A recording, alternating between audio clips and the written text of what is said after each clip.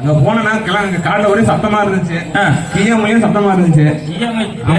பாத்தீங்களா? பேயே பேசுவாங்க. நானும் போவே இல்ல. அப்புறம் சின்ன வர சொல்லி சின்ன வர மாட்டேன்ட்டாரு. தூங்கிட்டியா?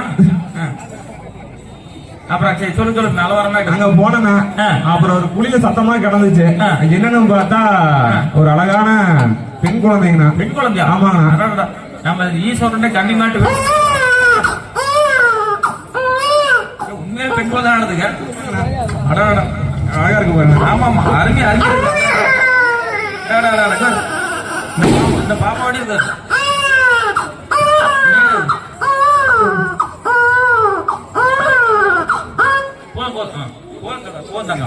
ரொம்ப அழகா.